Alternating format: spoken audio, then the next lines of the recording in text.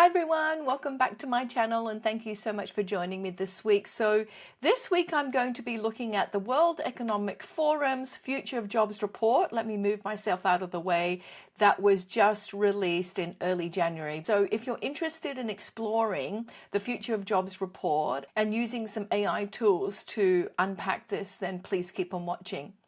Okay, so the Future of Jobs report was released, I think it was around January, early January, and you can download the full report here from the website. I'll put a link to this website in the comment section below, but I thought let's just first of all explore what is on the website. So we've got a summary, key findings. The World Economic Forum has already given us some bullet points and highlights. We've got the full report. I love the infographics, so I'm going to click on here so that we can have a look at this.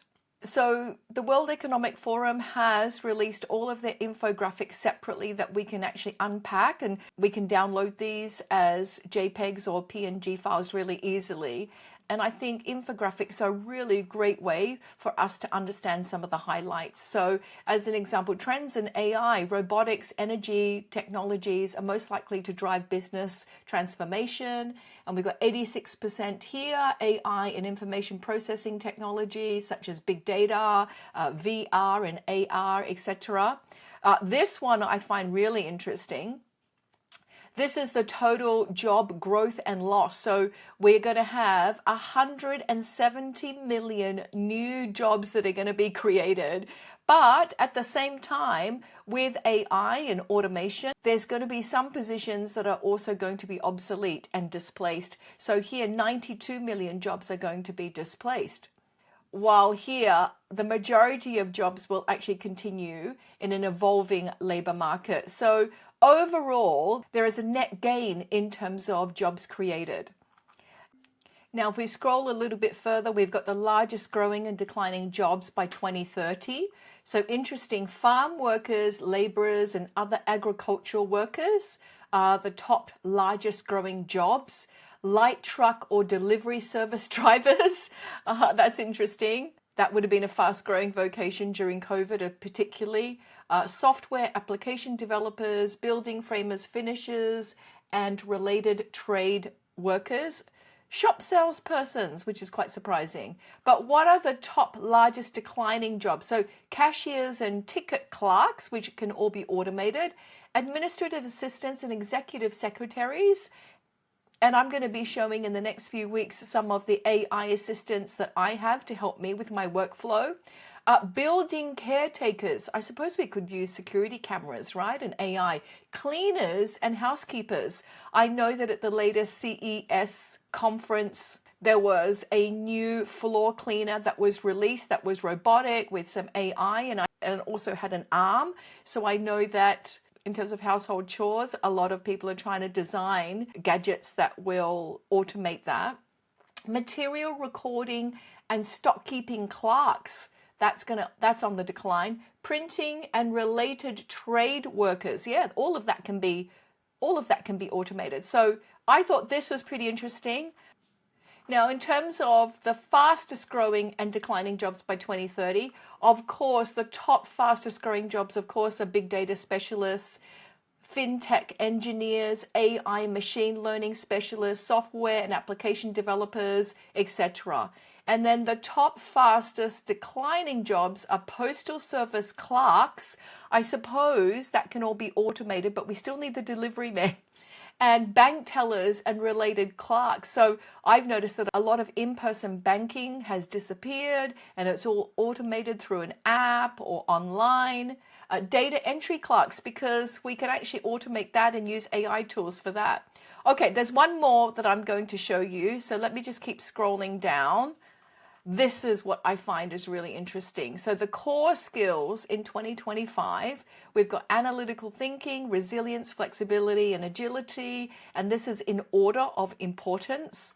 And notice how leadership and social influence, creative thinking, motivation, self-awareness, technological literacy, empathy and active listening, curiosity and lifelong learning, talent management, and service orientation and customer service are still really important because AI tools just can't replace these human elements such as creative thinking, leadership, social influence, empathy.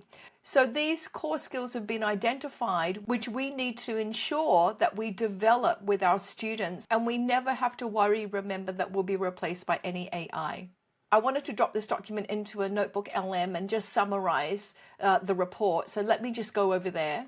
Okay, so this is my notebook LM. It's by Google. I've talked about this in my previous videos, and I've got my VPN on because I can't actually access this where I am.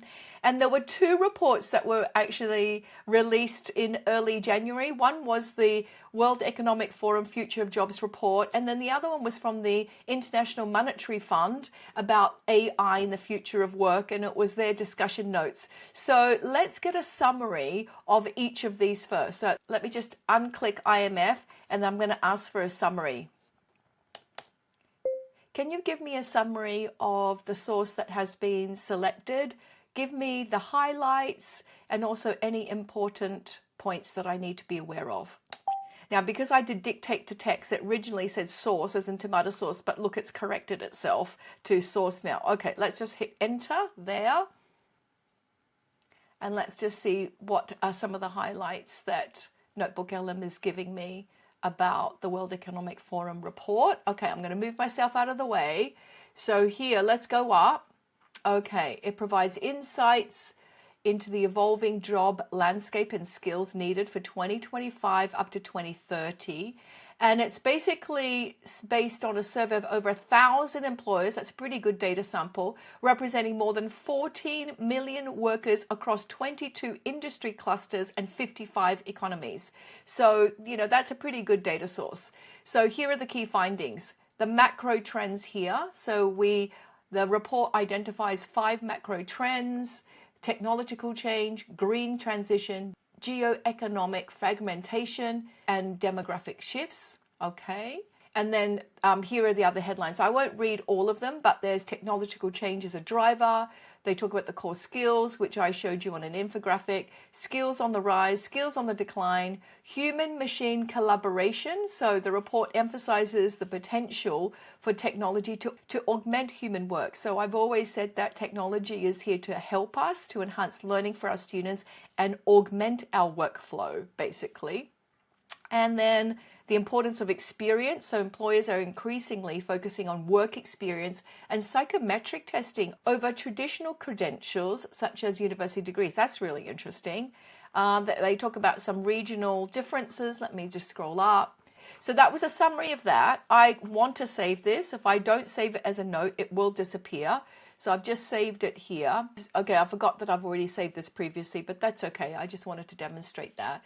Now let's unclick that and then go to the International Monetary Fund report, their staff discussion, and I'm going to dictate to text, like, give me the highlights. Can you give me the highlights and the important points from the source that has been selected from the International Monetary Fund?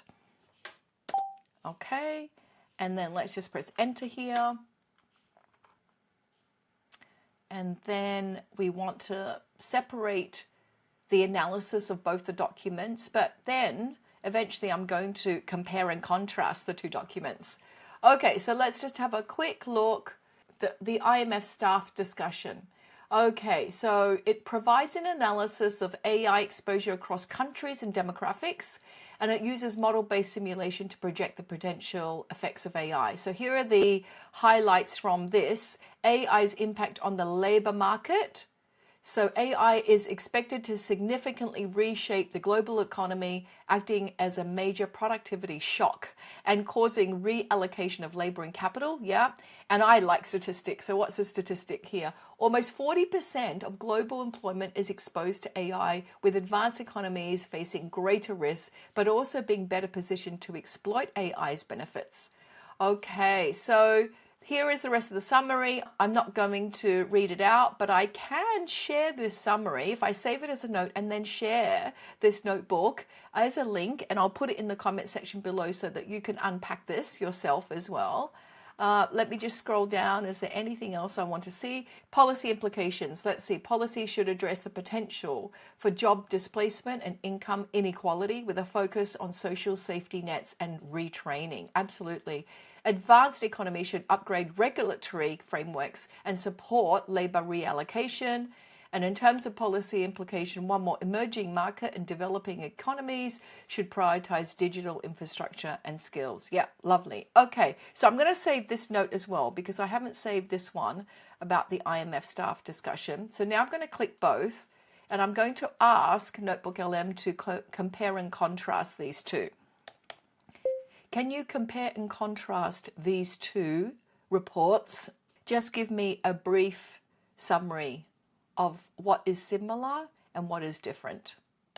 Okay, so let's just hit, and that's going to look at both of these papers here, and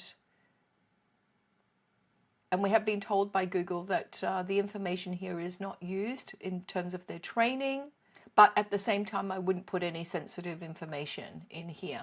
Okay, so let's have a look. This is what I want to know, compare and contrast. So let's have a look at the similarities. Recognition of a technological change. Yep, obviously. Focus on skills, impact on employment. There's a global perspective, inequality, concerns. Now, in terms of the differences between these two reports, scope and focus. So the World Economic Forum is broader, encompassing various macro trends and their impact on jobs and skills. It focuses on workforce strategies. The IMF is more narrowly focused on AI, examining its specific impact on labor markets, productivity, and income inequality. It uses economic modeling to project the effects. Okay. And then it goes through the different methodologies that were adopted. There's anything else? Okay, in summary, let's have a look. The World Economic Forum provides a broad overview of future of jobs, highlighting multiple factors influencing the labor market and focusing on how businesses plan to adapt, basically. It is more practical, focusing on current trends and what businesses are already doing. And I must say, in a lot of my workshops, I share the data and I share the infographics from the World Economic Forum because I think it's important that we're aware of the skills that are required by employers going forward. The IMF, it's a more in-depth analysis of the economic impacts of AI. So using models to understand its implications for productivity, income, and inequality, while exploring the effects of AI on different types of workers and economies with an emphasis on policy development. I think it's still relevant to look at the IMF report because you may be interested in the policy developments of different countries. And the IMF basically is more analytical and theoretical in approach to AI and its impacts. Okay, so that was me looking at the World Economic Forum, the Future of Jobs report that was just released January 2025, and also comparing it to the International Monetary Fund's report about AI and the future of work. And I think what's really interesting that we need to be aware of is the fastest growing jobs and the declining jobs. And what we need to be aware of is those important skills that we need to develop within our students so that they are actually prepared for the future of work. Thank you so much for joining me this week, and I hope to see you next time.